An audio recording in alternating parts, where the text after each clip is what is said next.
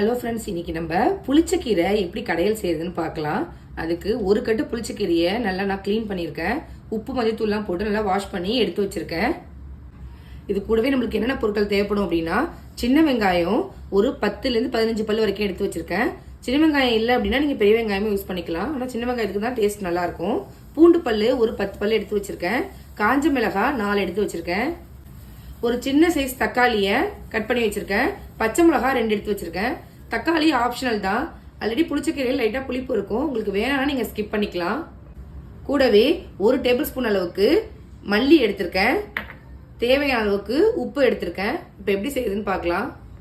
இப்போ ஒரு கடாய் வச்சிருக்கேன். இதில் கொஞ்சமாக நல்லெண்ணெய் சேர்த்துக்கோங்க. இப்போ எண்ணெய் காஞ்சதும் காஞ்ச மிளகாயையும் மல்லியையும் சேர்த்து வறுத்துக்கோங்க. இப்போ மிளகாயும் மல்லியும் வறுபட்டதும் ஒரு பவுலுக்கு டிரான்ஸ்ஃபர் பண்ணிக்கிறேன்.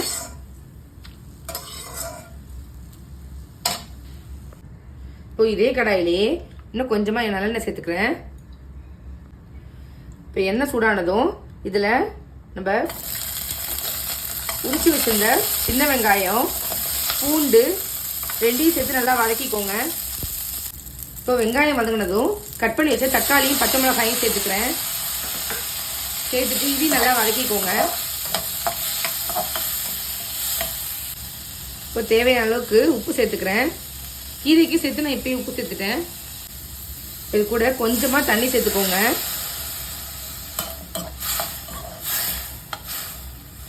இப்போ தக்காளிலாம் வதங்கினதும் நம்ம வாஷ் பண்ணி வச்ச புளிச்சக்கீரையை உள்ளே சேர்த்துக்கோங்க.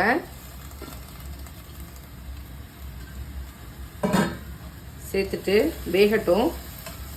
தண்ணி பத்தலை அப்படின்னா கொஞ்சமாக தண்ணி சேர்த்துக்கோங்க.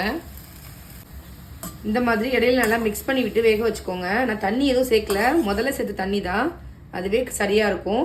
உங்களுக்கு பத்தலை அப்படின்னா மட்டும் நீங்கள் சேர்த்துக்கோங்க. வேக ஆரம்பித்ததும் கலர் சேஞ்ச் ஆகும். இதில் இந்த கீரையோட கலரு பாருங்க, கீரை நல்லா வெந்துருச்சு. நம்ம சேர்க்கும் போது எவ்வளோ கீரை இருந்துச்சு அப்படின்னு, வெந்ததுக்கு அப்புறமா எவ்வளோ கம்மியாயிடுச்சு பாருங்க. இப்போ இதை நல்லா ஆற விட்டுட்டு மிக்சி ஜாரில் சேர்த்து அரைச்சிக்கலாம். ஆறட்டும். இப்போ மிக்சி ஜாரில் நம்ம வறுத்த மிளகாவும் மல்லியும் சேர்த்து கொஞ்சம் ஒரு பல்ஸ் கொடுத்து எடுத்துக்கோங்க. இந்த மாதிரி பவுடர் ஆனதுக்கப்புறமா நம்ம வேக வச்ச கீரையை சேர்த்து அரைச்சி எடுத்துக்கோங்க. இப்போ நான் அரைச்சி எடுத்துகிட்டு வந்துட்டேன். இந்த அளவுக்கு அரைச்சா போதும். ரொம்ப ஃபைன் பேஸ்ட்டாக அரைக்காதீங்க. இப்படி அரைச்சாதான் டேஸ்ட் நல்லா இருக்கும். உங்களால் முடிஞ்சா நீங்கள் மத்து வச்சு கூட கடைஞ்சிக்கலாம். பாருங்க இவ்வளோ சூப்பராக ரெடியாக இருக்குன்னு. இப்போ தாளிச்சிடலாம். அதை இப்போ இதே கடாயில் கொஞ்சமாக நல்லெண்ணெய் சேர்த்துக்கிறேன். எண்ணெய் சூடானதும் கொஞ்சமாக கடுகு சேர்த்துக்கோங்க.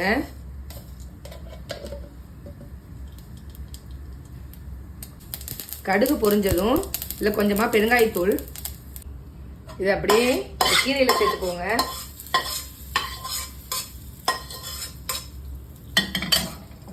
அவ்வளோதான், சூப்பரான புளிச்சக்கீரை கடையில் ரெடி ஆயிடுச்சு. இதை சுடுசாதத்தில் போட்டு சாப்பிடும்போது ரொம்ப டேஸ்ட்டாக சூப்பராக இருக்கும். கண்டிப்பாக நீங்களும் இதே மாதிரி உங்கள் வீட்டில் செஞ்சு பார்த்துட்டு எப்படி இருக்குங்கிறத கமெண்ட் பண்ணுங்கள். தேங்க்யூ.